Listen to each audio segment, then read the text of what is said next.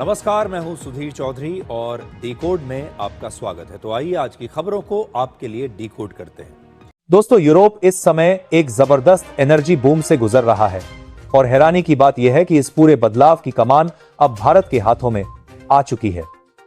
आज यूरोप की ऊर्जा की सबसे बड़ी जरूरतें, खासकर रिफाइंड पेट्रोलियम प्रोडक्ट्स, भारत पूरा कर रहा है। यही वजह है कि यूरोप के कई देशों की निर्भरता पहले से कहीं ज्यादा तेजी से भारत पर बढ़ती जा रही है। कच्चा तेल तो यूरोप को कई देशों से काफी सस्ते दामों पर मिल सकता है, लेकिन समस्या यह है कि कच्चे तेल को कोई भी देश सीधे उपयोग में नहीं ला सकता। उस कच्चे तेल से न गाड़ियां चल सकती हैं, न ट्रक, न ट्रेन और न ही भारी परिवहन के साधन।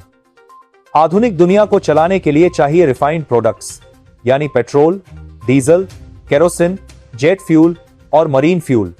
रिफाइनरी में जब कच्चे तेल को गर्म किया जाता है तो अलग अलग तापमान पर अलग अलग प्रोडक्ट निकलते हैं। सबसे ऊपर हल्का पेट्रोल, उसके बाद डीजल, फिर केरोसिन और जेट फ्यूल, और सबसे नीचे भारी फ्यूल जिससे बड़े जहाज चलते हैं। मतलब साफ है, बिना रिफाइनिंग के आज की दुनिया की कोई व्यवस्था संभव ही नहीं है। और इसी रिफाइनिंग सेक्टर में भारत ने ऐसा मास्टर स्ट्रोक लगाया है कि यूरोप चाहकर भी भारत से पीछा नहीं छुड़ा सकता। हाल ही में इसका एक ताजा उदाहरण देखने को मिला, जिसने बता दिया कि भारत कैसे यूरोप की एनर्जी लाइफलाइन बन चुका है। दरअसल यूरोप के देश पहले बड़ी संख्या में अपनी रिफाइनरियां खुद चलाते थे, लेकिन अब वहां एनर्जी इतनी महंगी हो चुकी है कि उन रिफाइनरियों को चलाना ही घाटे का सौदा बन गया है। गैस के दाम आसमान छू रहे हैं, बिजली की कीमतें दोगुनी हो चुकी हैं और कई जगह तो इंडस्ट्रीज बंद होने की कगार पर पहुंच गई हैं। वहीं दूसरी तरफ भारत की तस्वीर बिल्कुल उलट है। भारत में रिन्यूएबल एनर्जी काफी सस्ती है, कोयले से मिलने वाली बिजली भी बेहद कम कीमत पर उपलब्ध है और न्यूक्लियर पावर भी स्थिरता दे रहा है। इसी वजह से भारत में रिफाइनिंग की लागत यूरोप की तुलना में कई गुना कम पड़ती है। परिणाम साफ है, भारत दुनिया को सबसे सस्ता रिफाइंड ऑयल उपलब्ध करवा रहा है और यूरोप इसका सबसे बड़ा खरीदार बनता जा रहा है। सबसे बड़ा उदाहरण है स्पेन, जहां पहले भारत से मुश्किल से $1 मिलियन का पेट्रोलियम प्रोडक्ट खरीदा जाता था, वहीं अब हर महीने $500 मिलियन से भी ज्यादा का रिफाइंड ऑयल स्पेन भारत से मंगा रहा है। यह बढ़ोतरी इतनी तेज है कि यूरोपियन एनर्जी मार्केट खुद हैरान है। भारत की पकड़ मजबूत होने का सबसे बड़ा कारण है हमारी रिफाइनिंग क्षमता में जबरदस्त बढ़ोतरी। आज भारत के पास एशिया की सबसे बड़ी रिफाइनरियां हैं।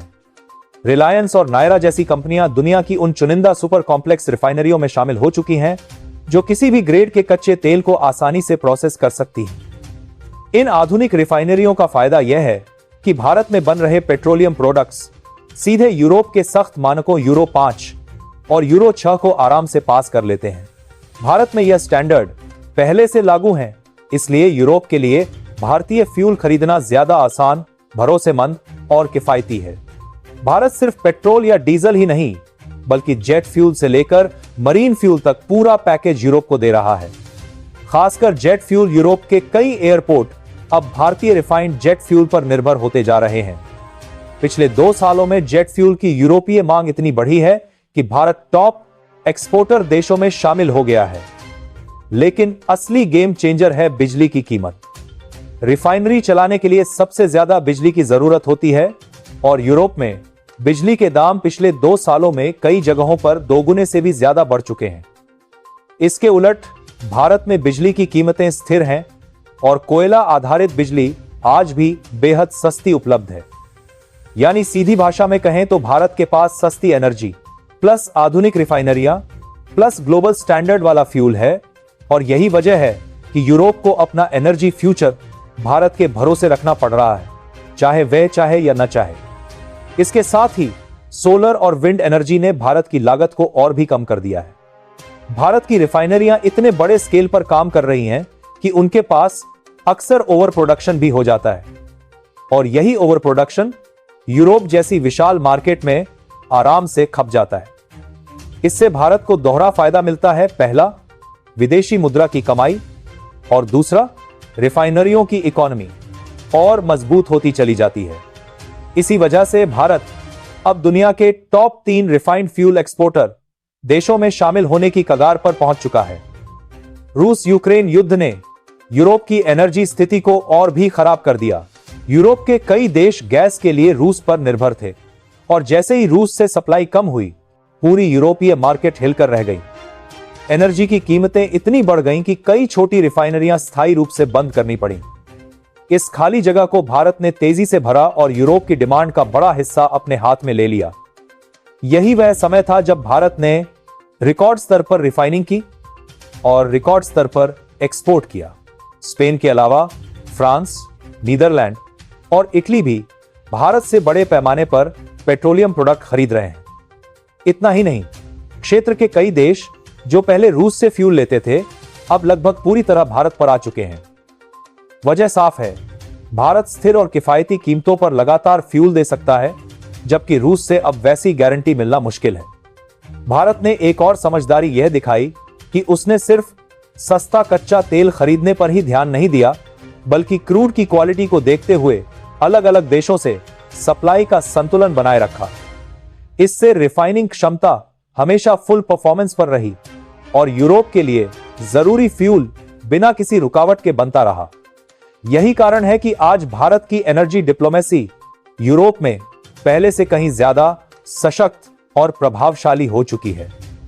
कुल मिलाकर इस समय भारत के पास एक दुर्लभ अवसर है।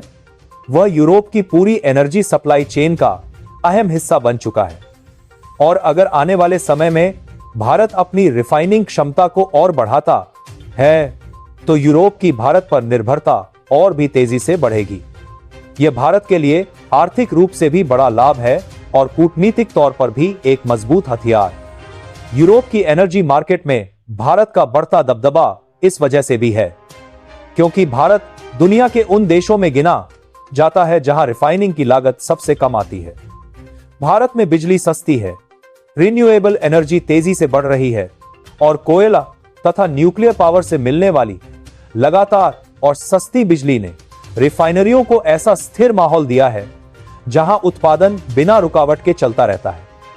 इसी वजह से भारत जितना उत्पादन करता है वह लगातार बढ़ रहा है और यूरोप की बढ़ती भूख को उसी बढ़े हुए उत्पादन से पूरा किया जा रहा है। यही कारण है कि आज यूरोप की सबसे बड़ी मजबूरी भारत बन चुका है। चाहे सड़क पर चलने वाले वाहनों का ईंधन हो, चाहे हवाई जहाजों के लिए जेट फ्यूल हो या बड़े समुद्री जहाजों के लिए भारी फ्यूल, भारत यह सब कुछ बेहद कम लागत में तैयार कर रहा है। इसलिए यूरोप के पास कोई विकल्प नहीं बचता कि वह भारत से ही रिफाइंड पेट्रोलियम प्रोडक्ट खरीदे। यहां तक कि यदि भारत रूस से कच्चा तेल खरीदना पूरी तरह बंद भी कर दे, तब भी भारत के रिफाइंड प्रोडक्ट सस्ते ही रहेंगे क्योंकि भारत की रिफाइनिंग लागत आज भी दुनिया में सबसे कम है। अब इस पूरे बदलाव का सबसे बड़ा और हैरान कर देने वाला उदाहरण है स्पेन। पिछले साल तक स्पेन भारत से मुश्किल से कुछ मिलियन डॉलर का पेट्रोल और डीजल खरीदता था, लेकिन आज हालात पूरी तरह उलट चुके हैं। स्पेन हर महीने भारत से 513 से 515 मिलियन डॉलर का पेट्रोलियम प्रोडक्ट खरीद रहा है। यह बढ़ोतरी कोई सामान्य बढ़ोतरी नहीं है, यह लगभग 46% की अविश्वसनीय छलांग है और इतनी बड़ी छलांग किसी भी सेक्टर में शायद ही कभी किसी देश ने लगाई हो। भारत की इसी ताकत की वजह से यूरोप की पूरी एनर्जी सप्लाई चेन अब भारत पर टिकी हुई है। कुल मिलाकर यूरोप की एनर्जी मार्केट में भारत का बढ़ता प्रभाव सिर्फ एक बिजनेस सफलता नहीं है, यह भारत की आर्थिक शक्ति और कूटनीतिक बढ़त का एक नया रूप है। अब सवाल यह उठता है, क्या भारत को रूस से सस्ता कच्चा तेल इसी तरह लगातार खरीदते रहना चाहिए? इस पर आपकी राय क्या है? कमेंट में जरूर बताइए। आपकी राय हमारे लिए बेहद कीमती है क्योंकि इससे हमें समझ आता है कि आप इस पूरी स्थिति को किस नजरिए से देखते हैं और आपको किस तरह की जानकारी सबसे ज्यादा उपयोगी लगती है। अगर वीडियो पसंद आया हो तो इसे लाइक करिए, चैनल को सब्सक्राइब करिए और बेल आइकॉन दबा दीजिए ताकि ऐसी ही आसान और समझने लायक खबरें आपको सबसे पहले मिलती रहें। जय श्री राम।